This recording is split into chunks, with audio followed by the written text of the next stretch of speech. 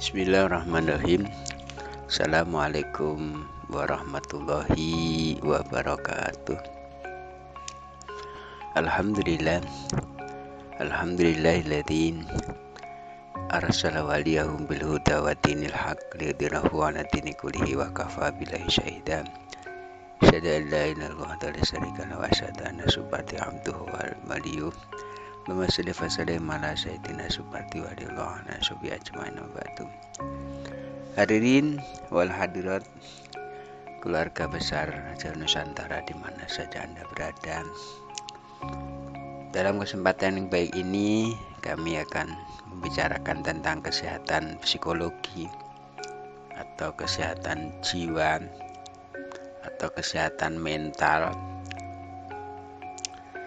dengan standarnya spiritual intelektual.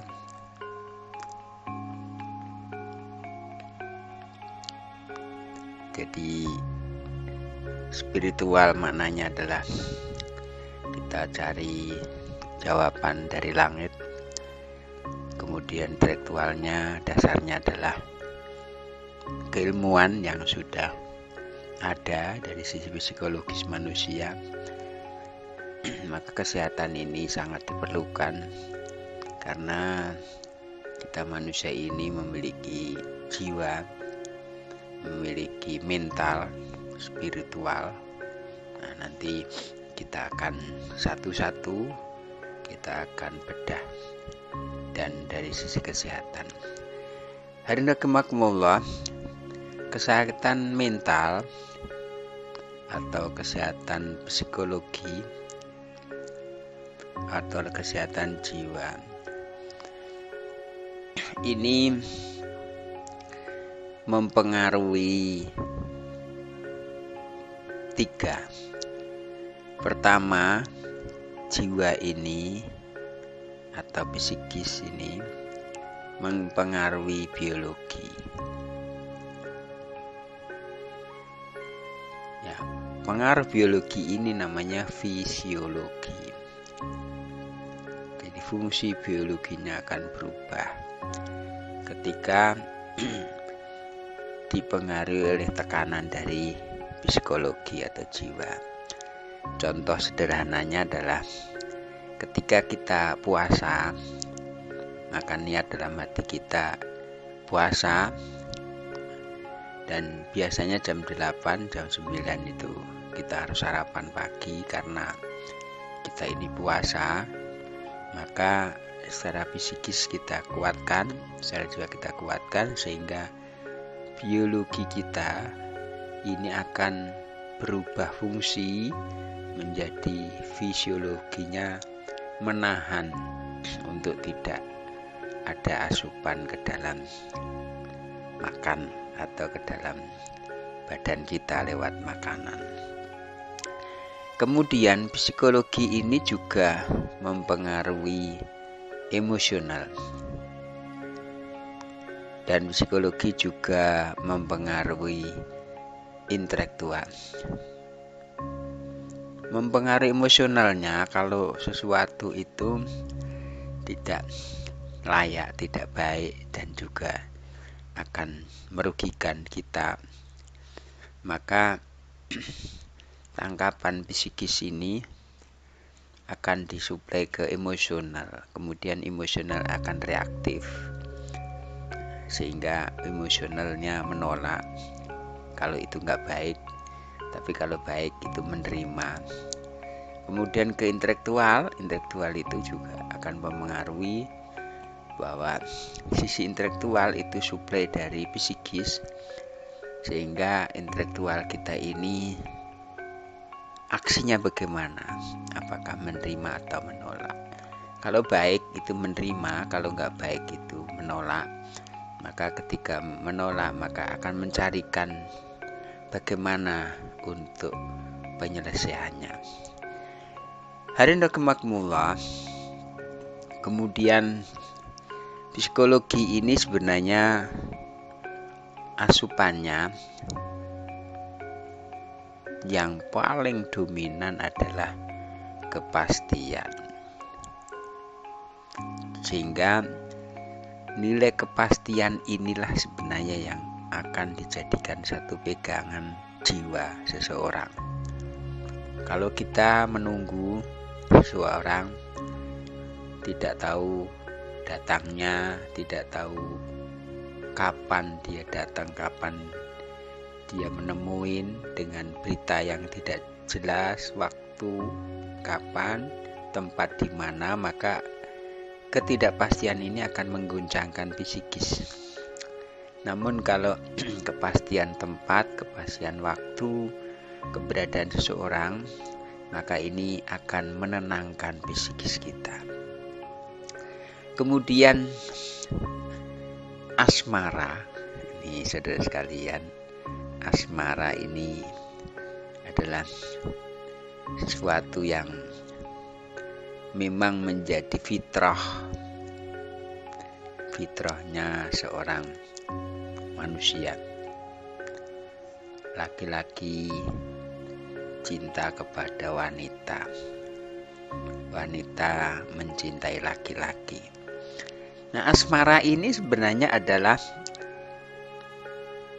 kekuatan psikis juga, kekuatan jiwa. Kalau seseorang lagi dirundung cinta, dirundung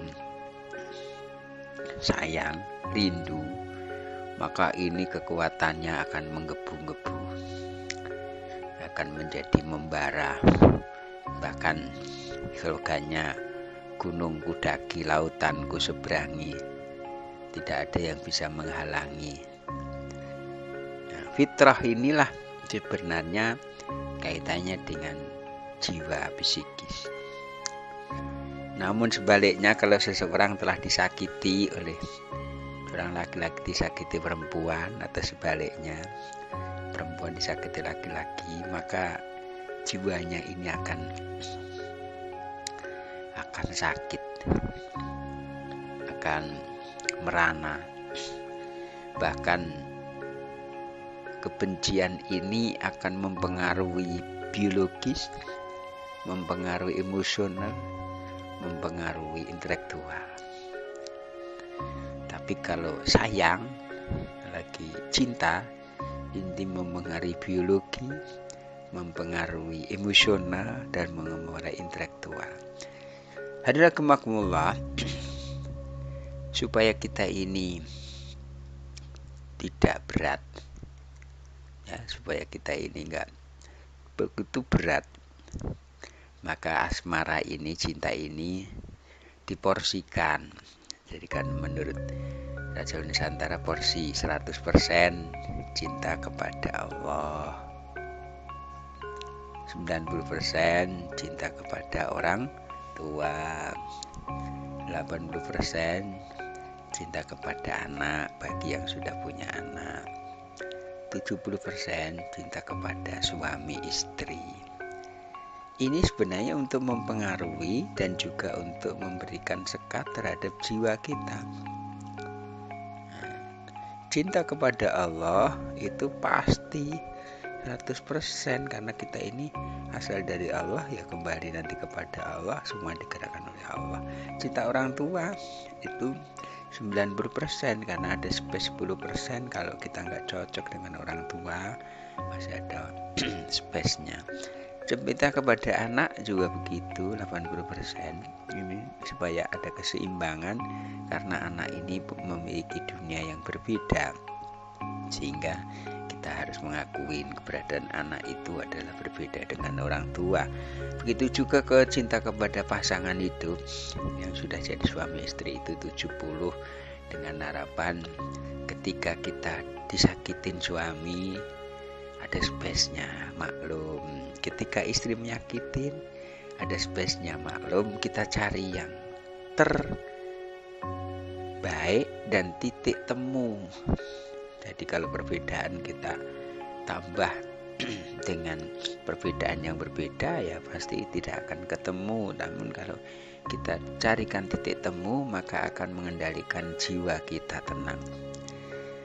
Ini dari sisi asmara. Jadi asmara itu juga adanya di psikis, di jiwa. Kemudian ada juga yang pernah menanyakan, Bagaimana hipnotis? Bagaimana cara kerjanya hipnotis? Cara kerja hipnotis itu sebenarnya lewatnya dari psikis dulu. Jadi ketika psikis itu dilempar, kemudian mempengaruhi biologis, ada getar, tidak berdaya, dan getar dia ikut. Kemudian mempengaruhi emosional, emosinya rendah, tidak lawan, mempengaruhi akalnya nggak berfungsi. Jadi hipnotis itu sebenarnya juga cara orang untuk mempengaruhi lewat biologi, dari psikis itu ke biologi. Jadi kita bisa melihat orang itu dari sisi ketakutannya, kemudian emosionalnya reda, kemudian intelektualnya tidak berdaya, maka dimanfaatkan. Ada yang untuk kejahatan ngambil apa yang dimiliki, yang untuk hiburan juga menanyakan sesuatu yang disimpan di dalam hatinya yang tidak bisa diucapkan dengan waktu nalar biasa, maka hipnotis ini mempengaruhi ke sana. Nah, untuk supaya kita ini nggak kena hipnotis, itu memang harus nguatin intelektual, emosional, psikis kita harus tenang dan tidak ragu-ragu. Jadi certain uncertain itu kita pastikan yang certain, yang pasti, ya, yang pasti. Kalau yang pasti kita persiapkan, itu jiwa kita jadi kokoh tenang. Kemudian di lingkungan kita ini sering kita juga keganggu urusan apapun dengan mengganggu rasa kenyamanan jiwa kita, rasa psikis kita, mental kita kadang-kadang ini diteror. Terutama kalau kita ketemu dengan preman, ketemu dengan orang-orang mabuk, itu kita juga terteror psikis kita. Maka cara yang paling baik ya kita maklum mereka dan kita menghindar, dan kita jangan kepancing emosi terhadap mereka dengan ketenangan, sehingga tenangnya kita ini bisa menggunakan rasional yang cakep, emosional yang cakep, dan biologisnya jadi sehat. Jadi manajemen psikis ini sebenarnya adalah kita mengambil positifnya. Nah, kita mengambil positifnya dan menekan negatif. Kita ngambil yang pasti, menekan yang tidak pasti. Mengambil sesuatu yang bisa kita kuasain dan menghindarkan sesuatu yang di luar kekuasaan kita. Jadi rahimakumullah, jadi ketika kita berhadapan dengan musuh, maka yang paling nyaman adalah bagaimana kita mempengaruhi diri kita ini ada ketenangan. Nah, ketika musuh emosi, maka orang-orang emosi itu dia akan terkendala di psikisnya, jiwanya nggak tenang, labil, suaranya nggak karu-karuan dan semuanya, dan itu energinya juga lemah. Maka ketika kita orang tenang, itu air tenang menghanyutkan, itu akan mempengaruhi semua. Ketika kita menggebrak, kita berbuat, maka kita akan mendapatkan suatu kekuatan yang besar. Kalau psikis kita ini mantap, psikis kita ini kokoh dan kuat. Maka dari itu, untuk memberikan asupan gizi terhadap psikologi kita, yang satu adalah ngambil satu kepastian. Kemudian yang kedua adalah memberikan porsi yang positif ke dalam diri kita, meniadakan yang negatif, mengambil sesuatu yang bisa kita lakukan, meniadakan yang tidak bisa kita lakukan. Maka dari itu, kembali psikis kita ini adalah anugerah dari Allah Subhanahu wa taala, yang sebenarnya kita ini punya rasa. Jadi psikis itu juga termasuk rasa. rasa ke biologi ini menjadi fisiologi, dan juga menjadikan rasa ke panca indera, manis, asin, gurih, kemudian asam, dan semua itu sebenarnya dari rasa juga, dari psikis yang mensuplai berdekatan dengan biologi. Kemudian dari rasa ini akan menenangkan emosi, menenangkan nafsu. Nah, nafsu yang tenang, kemudian power yang cukup, ini akan mempengaruhi akal yang sehat. Akal yang sehat ini akan ada suatu kemenangan. Sebagai contoh, dalam tinju, hadirin rahimakumullah, dalam tinju itu konsentrasi sebenarnya adalah terhadap psikis ini. Maka ketika seorang lawan kepancing emosi, maka pasti nanti tenaganya lemah, akalnya rendah. Jadi kalau kita belajar dari petinju Mike Tyson, itu selalu tenang, mantap, dan dia juga menghadapi itu dengan segala macam menekan negatif dan memantapkan ke positif, maka dia di kemenangan. Hadirin rahimakumullah, begitu juga dalam menghadapi permasalahan hidup. Permasalahan hidup ini sebenarnya adalah sederhana. Ketika kita psikis kita ini kuat, apa yang tidak bisa diselesaikan oleh manusia?